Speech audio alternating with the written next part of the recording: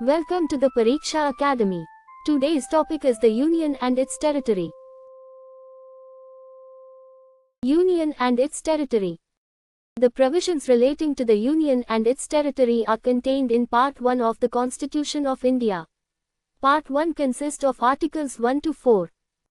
These provisions deal with the constitutional name of India, its territorial composition, admission or establishment of new states, and alteration of the areas, boundaries and names of existing states.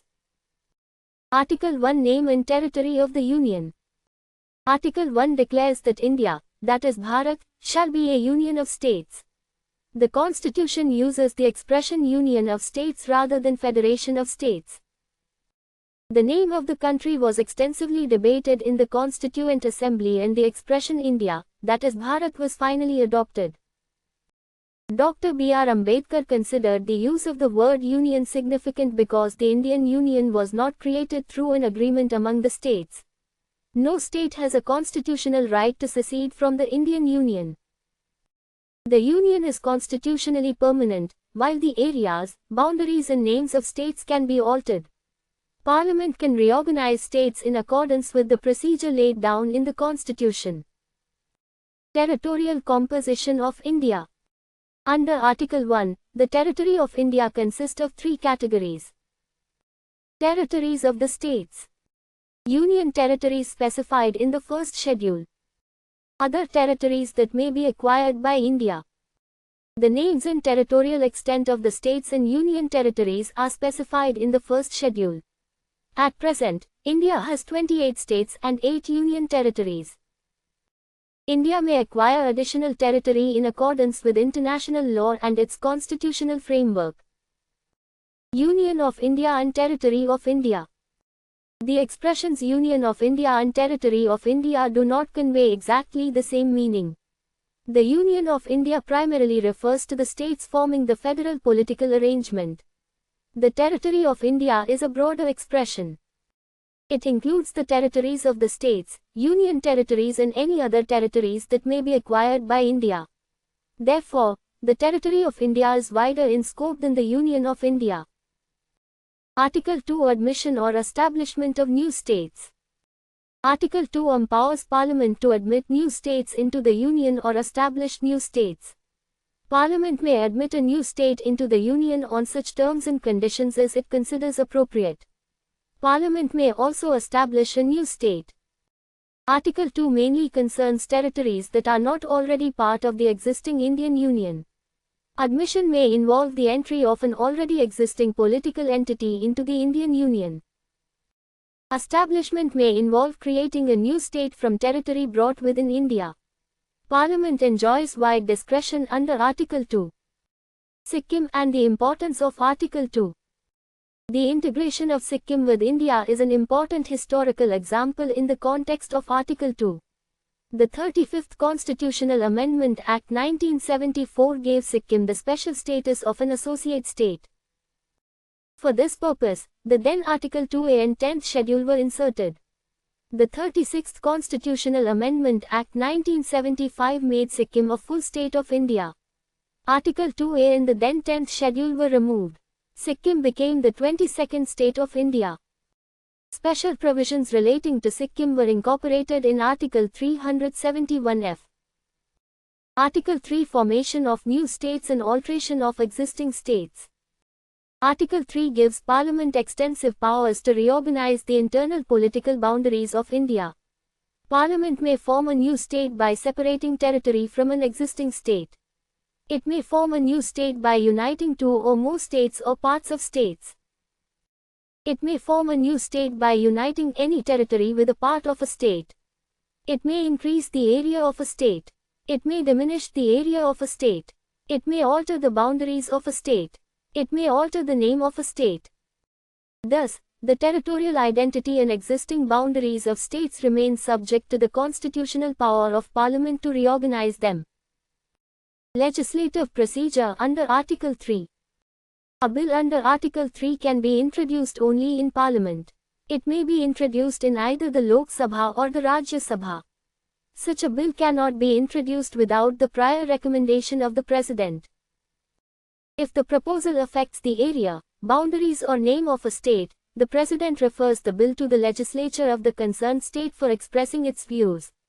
The President specifies a period within which the state legislature may express its views. The President may extend this period. Consent of the state legislature is not required. Parliament may pass the bill even if the concerned state legislature opposes it. Parliament is not bound to accept the suggestions made by the state legislature. Thus, the state has a right to express its views but does not possess a veto over its reorganization. Such a bill can be passed by a simple majority of Parliament. Union territories in Article 3. For specified purposes of Article 3, the term state also includes a union territory. Parliament may therefore reorganize a union territory or combine its territory with another state or union territory. However, the term state in the proviso to Article 3 does not include a union territory. Therefore, a proposal affecting the area, boundaries or name of a union territory does not constitutionally require consultation with its legislature in the same manner as in the case of a state. Article 4 Supplemental and Consequential Provisions. Article 4 deals with laws made under Articles 2 and 3. Such laws may make necessary changes in the first schedule. They may also make necessary changes in the fourth schedule. The first schedule deals with states and union territories. The fourth schedule deals with allocation of seats to states and union territories in the Rajya Sabha. Parliament may include necessary supplemental, incidental and consequential provisions in such laws. These may include provisions concerning representation in Parliament and in the legislatures of affected states. A law made under Article 2 or Article 3 is not considered a constitutional amendment for the purposes of Article 368. Therefore, reorganization of states under these provisions does not ordinarily require the special constitutional amendment procedure under Article 368. Such laws can be passed through the ordinary legislative process by a simple majority. Cession of Indian territory. Article 3 provides for territorial reorganization within India. Cession of Indian territory to a foreign country cannot be accomplished merely through Article 3.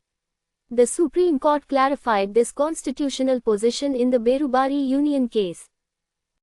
The court held that cession of Indian territory to a foreign state requires a constitutional amendment.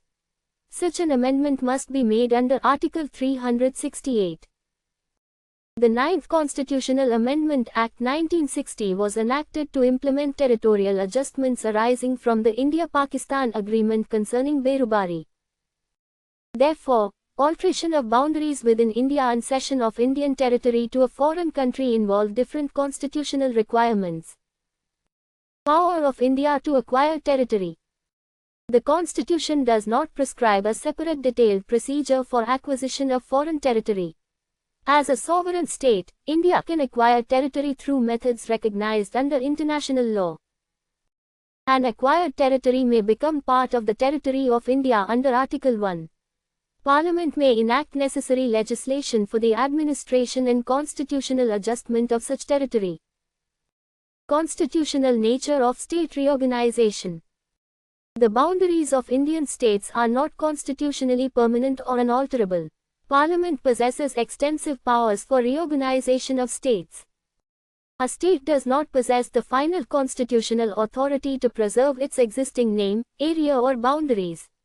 Parliament may alter them under Article 3 even without the consent of the concerned state.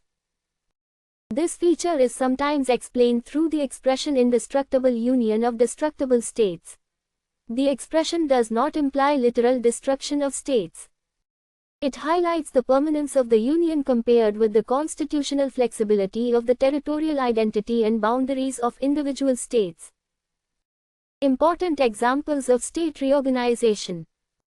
Andhra State was created in 1953 and became an important development in the movement towards linguistic reorganization of states. The States Reorganization Act 1956 and the 7th Constitutional Amendment brought about extensive territorial reorganization. Maharashtra and Gujarat were created from the former Bombay state in 1960. Haryana was created through the reorganization of Punjab in 1966 and Chandigarh became a union territory. Himachal Pradesh became a full state in 1971. Manipur, Tripura and Meghalaya became full states in 1972. Sikkim became a full state in 1975. Mizoram, Arunachal Pradesh and Goa attained statehood in 1987. Chhattisgarh was created from Madhya Pradesh in 2000. Uttaranchal was created from Uttar Pradesh in 2000 and was later renamed Uttarakhand. Jharkhand was created from Bihar in 2000. Telangana was created through the reorganization of Andhra Pradesh in 2014 and became the 29th state of India. In 2019, the state of Jammu and Kashmir was reorganized into two union territories, Jammu and Kashmir and Ladakh. In 2020, Dadra and Nagar Haveli and Daman and Diu were merged into a single union territory. India currently has 28 states and 8 union territories. Important changes in names of states and union territories. United Provinces was renamed Uttar Pradesh in 1950. Madras state was renamed Tamil Nadu in 1969. Mysore state was renamed Karnataka in 1973. Lakshadweep, Minicoy and Amandivi Islands were renamed Lakshadweep in 1973. Pondicherry was renamed Puducherry in 2006. Uttaranchal was renamed Uttarakhand in 2007. Orissa was renamed Odisha in 2011. Most important exam facts.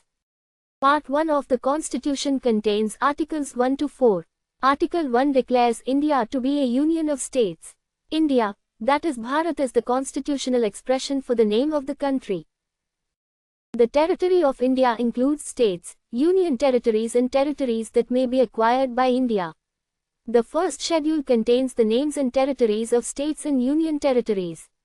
Article 2 deals with admission or establishment of new states. Article 3 deals with formation of new states and alteration of the areas, boundaries and names of existing states. A bill under Article 3 requires the prior recommendation of the President. The views of the affected state legislature must be sought where constitutionally required, but its consent is not necessary. Laws under Articles 2 and 3 can be passed by a simple majority. Article 4 allows necessary changes in the first and fourth schedules. Under Article 4, such laws are not treated as constitutional amendments for the purposes of Article 368. Article 3 alone is not sufficient for cession of Indian territory to a foreign country. According to the Berubari Union case, such cession requires a constitutional amendment under Article 368. India currently consists of 28 states and 8 union territories. Thank you very much for joining us. For more useful study material, please like and share this video, and subscribe to the Pariksha Academy channel.